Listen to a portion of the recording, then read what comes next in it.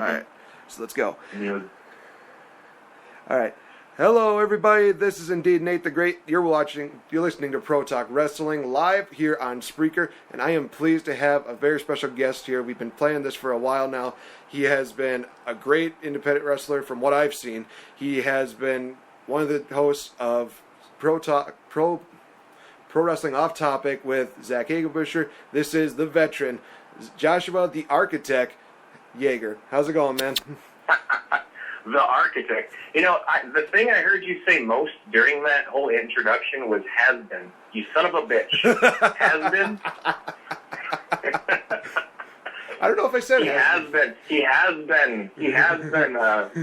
Yeah, I did some indie work ancient times ago. So okay, well, yeah, it's those days are long gone.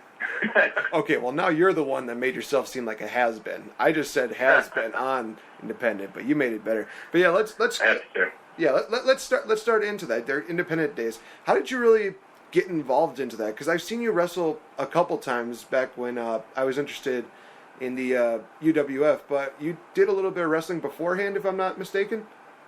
Yeah, that's actually true. Well, it started just like probably several people. I know Dean Ambrose was a big backyard wrestler guy in the 90s and the early 2000s as well. But friends and then myself started to do the backyard thing with, you know, ladders and chairs and whatever pots and pans we could find in my parents' pantry, and wound up investing in a wrestling ring, and then kind of just built up from there. After our own independent show started to kind of grow into a point where it just imploded on itself pretty much. Friends, not really very close friends anymore, and business is hard when you're all close friends and certain decisions had to be made, and people wanted to quit, and it just kind of folded in on itself. And after that, I wound up working independently for a couple different shows. That was in the early 2000s.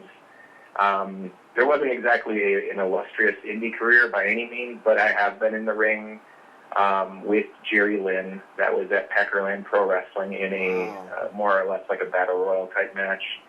Actually, there was a number of us, my friends and I, that were in that match as well. And we also got to hang out and talk to him afterwards. And then as far as local wrestlers that were actually pretty well known, at least locally, one of them was Hannibal, who also wrestled as Time Bomb. I think his name was John Hansen. We booked him a few times to come and wrestle. Probably one of the more professional guys I've ever worked with. He was just such an awesome person. And it's really interesting, too, because I've dealt with friends and coworkers and things in the industry that have worked with all sorts of other people. So, like, in the idea of 6 degrees of separation, I guess I've been, you know, in arm's length of several big-name wrestlers, but stories that I've always heard about guys like Raven, just a complete jerk in real life when he came to a show up here in central Wisconsin.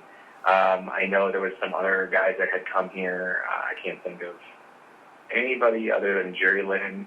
I think Alex Shelley was here once. This is probably like 7 or 8 years ago. And then Raven, that was probably 10 or 11 years ago up here in central Wisconsin. But Jerry Lynn and Hannibal, they're just such professional guys, so nice. And what they loved to do was just help and give advice, and that was something you didn't see very often when you booked a real pro wrestler to come.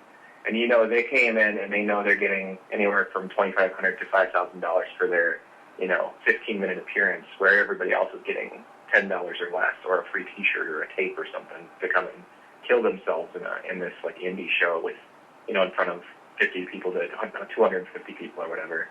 But Jerry Lynn was probably the nicest person I ever talked to in the industry.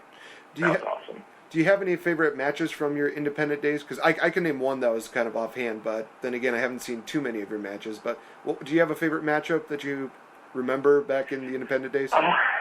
From when I was a serious competitor in some respects, when I was kind of booking my own show, and it was pretty much in my blood at the time.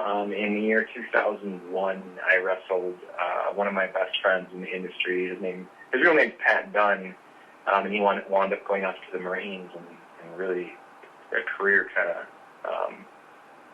Army guy, Marine guy, right. Military guy. There you go. after that. But and he wrestled his wrestling character name was Shags. That was in 2001. That was probably one of my more favorite matches from that time. That and the times I got to get in the ring with Superstar. Also, Anna Krusik, we did a hardcore match once. That was also in 2001. And then I took a long break, and we did sort of like a retirement tour between 2011 and 2012. In that span of 12 months, I actually really enjoyed just about all the matches I was in, just because I think I had a chance to really step back and critique myself and fix things that I wasn't doing very well, and also heal up. I'm a lot better shape now than I was in my early 20s, which is sort of weird, but I'm about 45 pounds lighter now than I was then, so I was able to do more in the ring.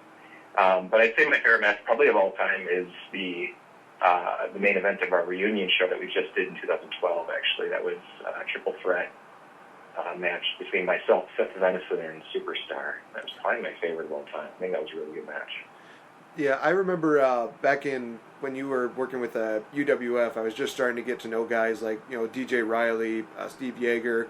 Got to see Mark Preby do his job. But I remember your matchup really stood out. The one that you had with Stone Cold Shark when it was, hair versus vest. That oh, God. Yeah, that matchup just really kind of stood out to me. And I just remember somebody uploading one of the videos, I think it was on dailymotion.com or something like that, like the aftermath of you taking like 3 stunners and you getting pinned 1, 2, 3.